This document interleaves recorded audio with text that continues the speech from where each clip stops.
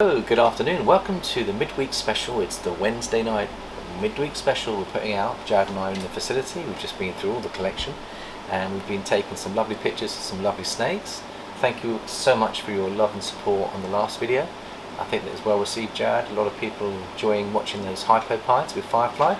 And Jared's been out doing some photography, and I'll just show you what he's done, because come and have a look at this, Jared.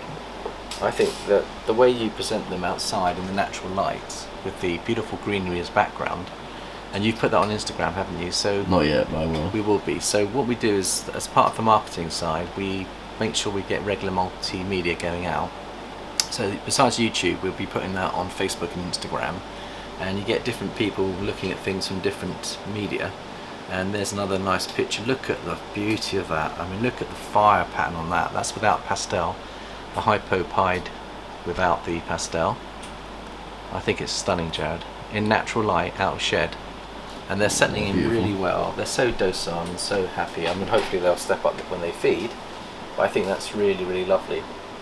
The other thing we're going to do today is we are going to talk about collaborations and multiple collaborations today. I never got a chance to talk about it last time because we ran out of time. So we want to talk about that today. And one of the families that we are collaborating with at the moment is a very new breeder that's just come into the hobby, and that's Nat and Matt.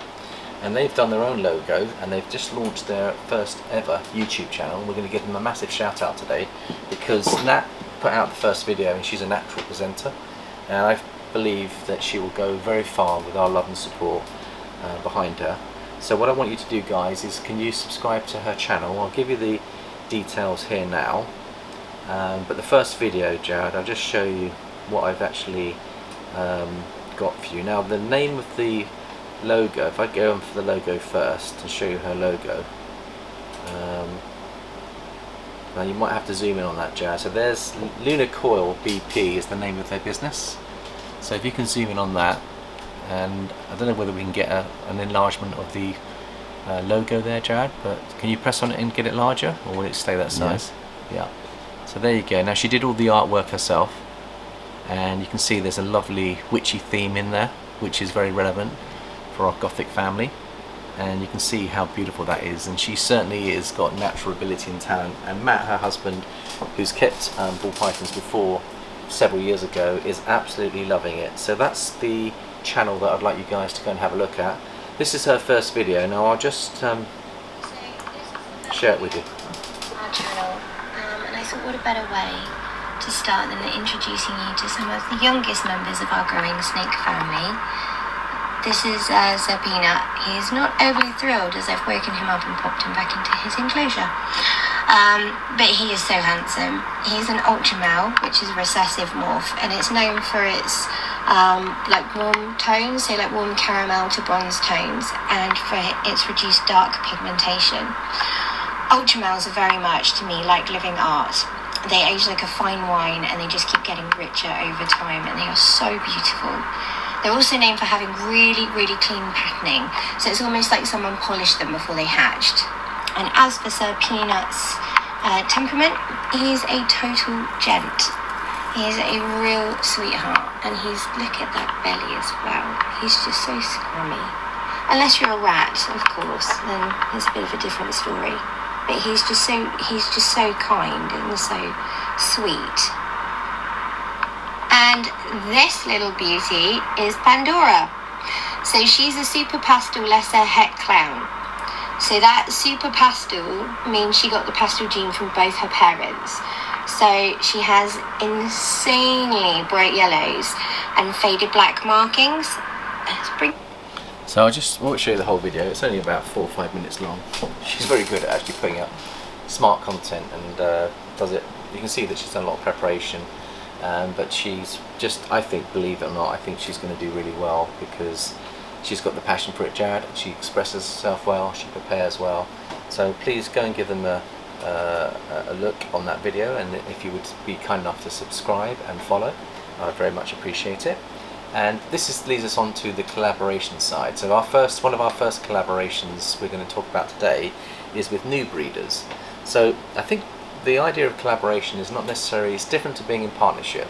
If you're in partnership, Jared and I are in partnership, and we share equally 50-50 the snakes that he's brought in and the snakes I brought in, we've kind of combined resources, and we're equal partners, aren't we, Jared? 50-50. We put in the same amount of effort, same time, and it works really well, and it helps in our relationship, because doing accountancy 24/7 can be a bit boring, so it's nice to spice things up with your day and come in and do some creative art and science. So it gives us a lovely balance, and we're able to do it because we actually have a facility here in our home, and we have all our businesses in our home, so we're very lucky to be able to do that, Jared, and very appreciative. But coming back to doing a collaboration, so if you were to do a collaboration with, say, a new breeder, that has many advantages. Number one, it encourages them on and brings them on into the hobby. And I think a lot of us established breeders have got quite a few snakes that we've bred with, and I think one of the concerns that some people have in their collection is actually moving on their snakes, and they're not finding it that easy, Jared. But in actual fact, as you cultivate a good working relationship with new families who have got the passion for this, we can be so generous, and we can help them build their collections. If you've got any old racking systems, we can sell those to them as well to get them going. Because the reality is, we started on a low budget, everyone starts pretty much on a low budget, and they want to get into this, get a feel for it, and actually commit more money later, but actually gives them a chance to get going. So we can do a lot as more established breeders to make that happen. In return, both Nat and Matt have said, look, if we hit any bangers, they're happy to share some of those with me. Now, I said to them, that's really kind, but I'd like you to keep those because it will help further their projects. So I have a very loose but trusting relationship with them, where we haven't written anything down. It's all done as a lovely, loving friendship relationship, which is not what they normally recommend. But in this particular case, because we are so close to them as friends, I feel that it's very appropriate to be very flexible with the arrangements, and to give and take a little bit, and to be supportive, but do more giving than taking with new families coming in is the name of the game.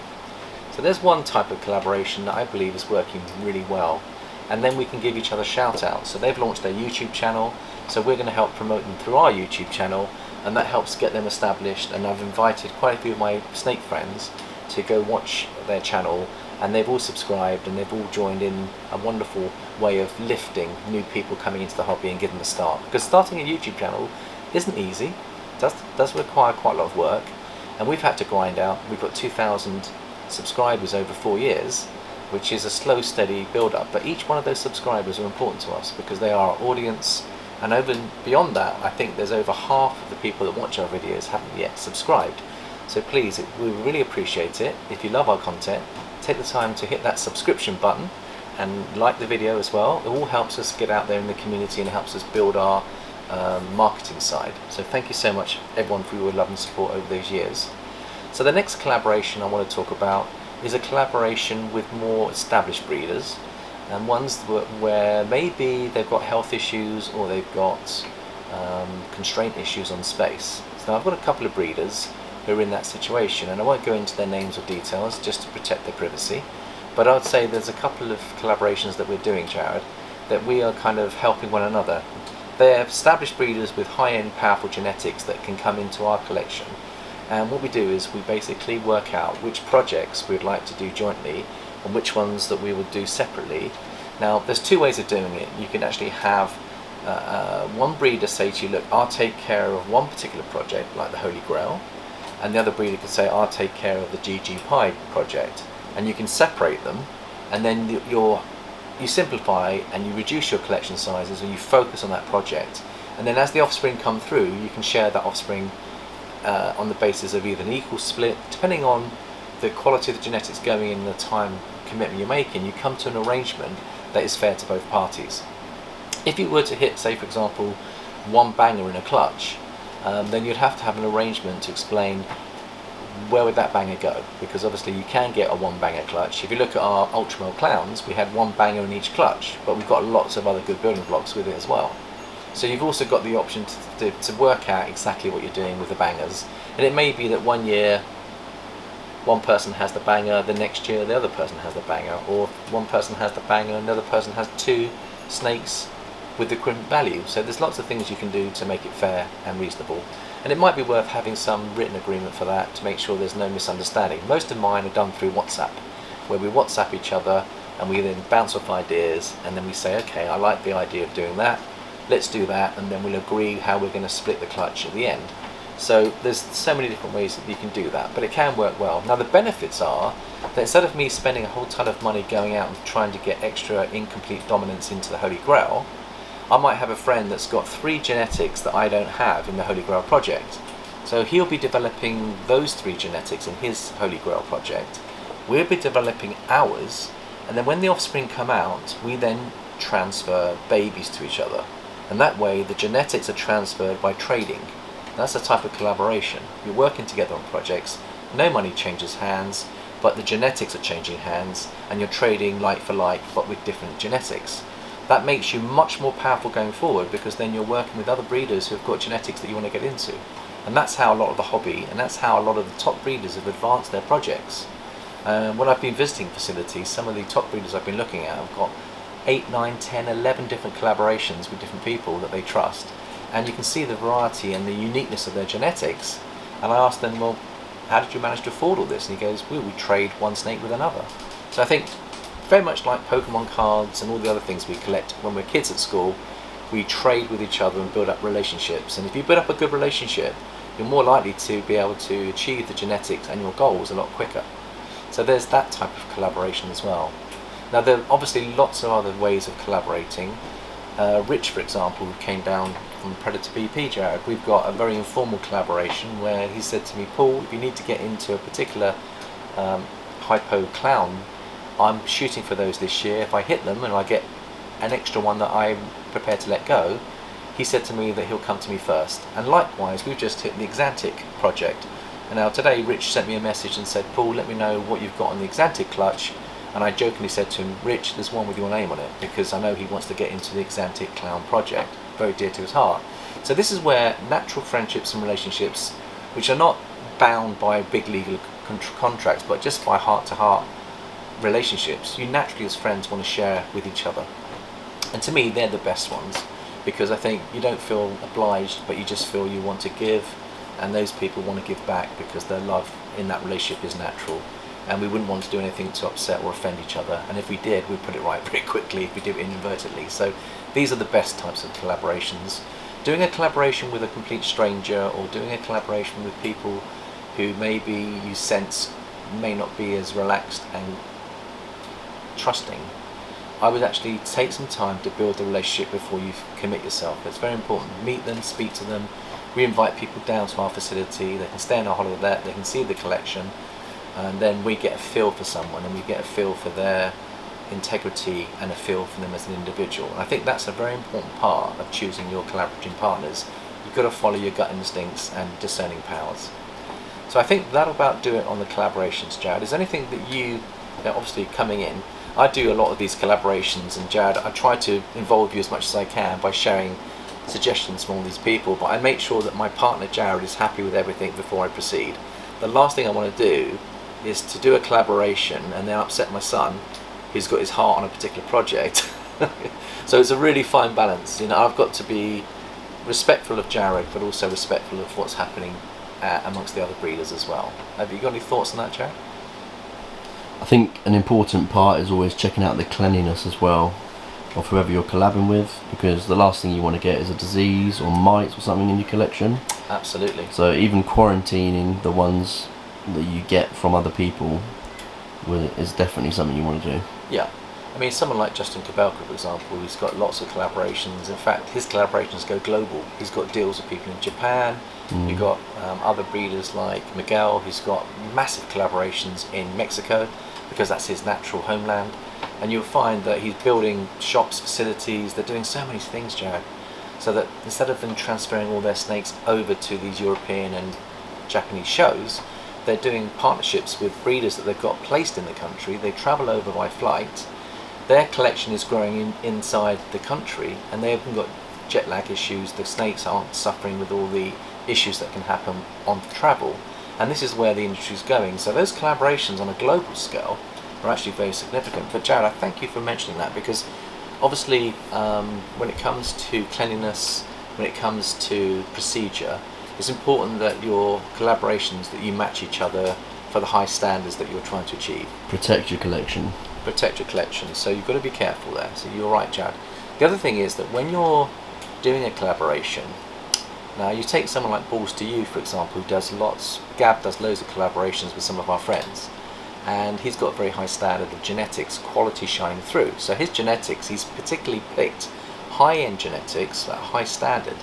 So when you're doing a collaboration, you want to do a collaboration with someone with the same level of high quality genetics. If you end up doing a trade or a deal with someone with low-end, low-intensity snakes, but they've got the genes, you're diluting the strength of the quality. You've got to bear that in mind too. So before you do a collaboration, I always ask for, let me see them out of shed, how have they bred, how are they feeding, let me see the offspring. I want to see the quality of the genetics before I even do a collaboration. And that's very important, isn't it, Jared? Otherwise you're going to drop your standards. Now me and Gav have got a very similar approach.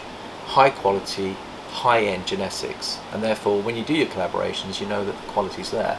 And I think that then allows you to go and do collaborations with the higher end breeders, Jared. If you go low end, then you've got to do collaborations at the same level. If you go high end, then you can be confident going forward and actually doing deals with Justin Kubelka, with all the big boys out there that have got high end collections, Jared. It opens up another world to us. So it's important to get those genetics up in terms of the intensity and the quality. Now we need to really share some snake candy, so I think we'll leave the collaboration there. There's anything else you wanted to say on collaboration, Jared? I can't think of anything else at this stage, but it's definitely worth doing. Remember, 2 + 2 = 5, meaning that when you put two people together, the power in both collections will magnify. And remember, a lot of us are going to have established breeding boys and girls, so you're not waiting 3 years, so also accelerates you quickly.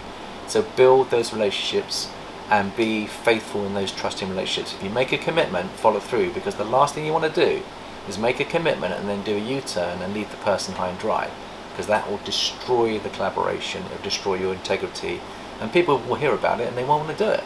So it's very important to keep the integrity high on those collaborations. Right, Jad, we've been looking at some snakes out shed. I think your beautiful snake that shed out today, Jad, should we just have a quick look at it and see where we are? So this one just recently moved up, just shed out, and you call it Nikki, but it looks like an anaconda, doesn't it? Yeah. So where is Nikki, Jad? Can we pick her out? Just there. Let's have a wee look at her and let's bring her out and see how she's doing.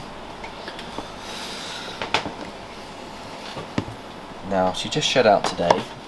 And what do you like about this snake, Jad? What's your... I think it's the spots. She's a super enchi, leopard. I believe she's got clown, DG and cryptic in her. She's a possible, she's a Possible cryptic. Possible cryptic. So she's a double het guaranteed for clown and for DG. And I think the clown DG project, Jad's going to go to the next level with this girl. She's almost got like a green hue to her, which is why she reminds me of an anaconda. And then these patterns on the side, and the dots on her, and the head pattern, everything about her I really like. Yeah. It's quite simple genetics, but they all come together lovely. That super entry really makes everything pop. If you look at the head stamp, with the super entry, there's a lot more diamond shape, isn't it? And the way the super entry interacts with the leopard, it just throws the spots everywhere, doesn't it? Yeah, I really like it. Really powerful. Get that into the DG clown, I think you've got something there very special, Jad. Agreed. And we were so lucky to hit her, and she's a year old and she's about 600 grams. So she won't be bred this year coming, but she'll be bred maybe in about 18 months to 2 years, Jad. There's something really exciting to look forward to, and by then hopefully we'll have a DG clown boy to put to her. And then we'll end up with half of the babies, or at least a quarter of the babies being visual DG clowns, which I think would be lovely. We've got quite a few like this in the DG clown project. We're building up our double and triple heads early. And let's stay with that theme, Jared. Shall we stay with the theme of the DG clown project, because I think we've got quite a lot here. The one above her is really nice. Yeah, so this one's called Olympia. Again, she's recently shed out, and she's taken 60 gram multi, so it won't take long for her to get up to size, Jared. She's bigger than the other one. Yeah. Now, we think that she's got Enchi Lesser Leopard in her. That's an Enchi Leopard Lesser. Now look at the head stamp, it looks like an Olympic flag, and that's why she's called Olympia. The torch, Olympic torch. The Olympic torch.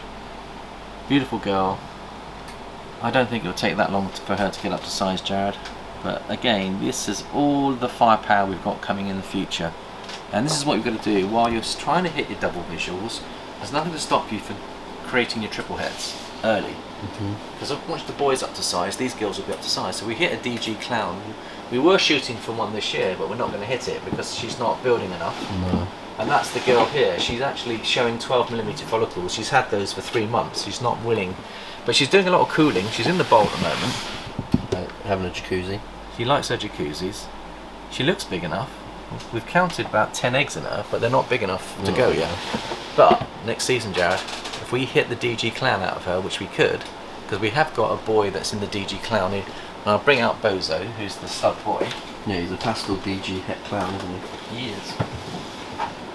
And he's shut out recently, and he's well worth having a look at. Just have a look at those beautiful colours.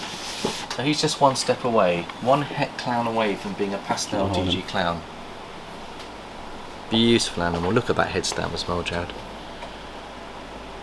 So he's our breeder boy. He's so bright. But we want to Camera get... doesn't even pick up how bright he is. Yeah, if I put this light on him, you'll see him better under this light. There you go.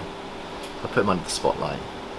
Lovely temperament, and he locks with everything. He's locked with that girl about 8 times, Jared. Every time he locks, no hesitation.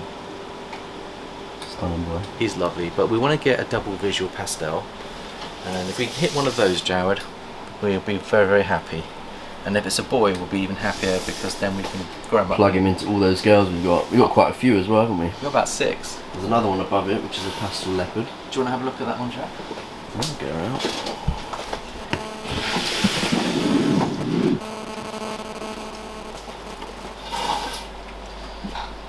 She's beautiful and she's really doing well. She's very similar to my triple het because I've got a pastel leopard yellow belly. Let's just leave her there, Jared. I'll bring this one to her if you like. And we'll make a comparison between... She doesn't have... This one has yellow belly and orange dream. You can see the difference if I put her in there. Bring her over here and just look at the difference. And again, if we bring her out, let's go for light, Jared. Let me go for the light. Let's put it on the table and we get the light on these two. So this one's the triple het.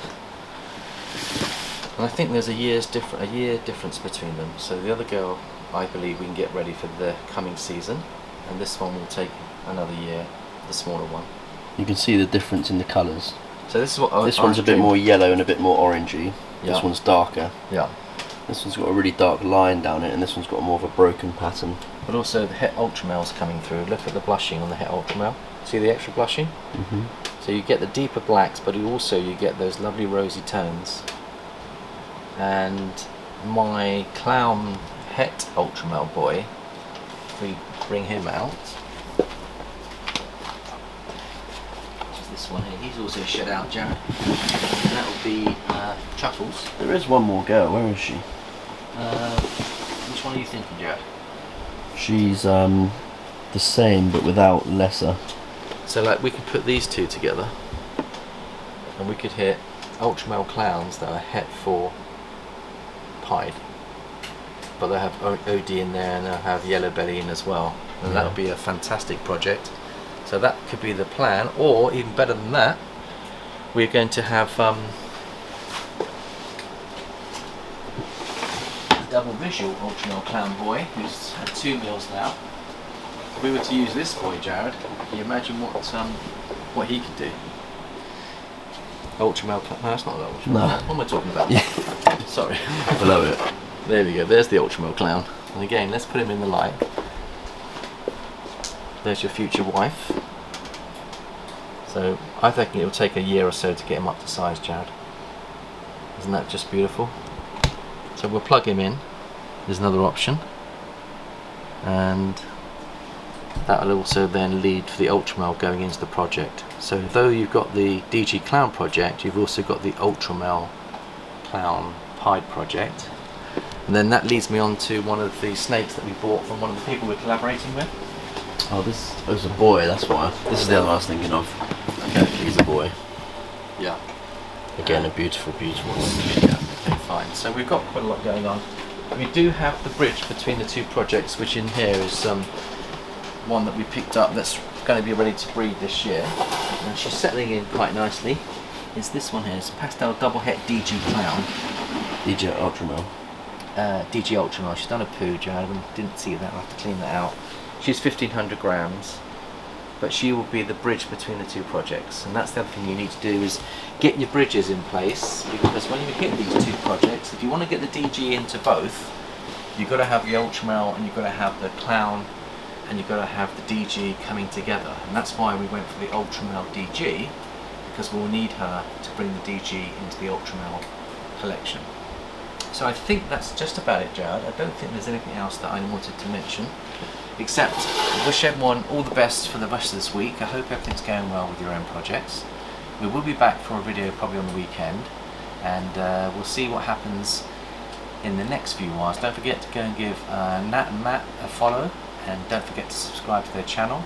It's Lunar Coils, and they've got their first video out. Please go and give them a thumbs up, give them a lot of love and support, and drop any questions in the boxes below. If there's anything you want to ask about collaborations, anything about these projects, if you want to do a collaboration with us, WhatsApp me or Instagram Jared.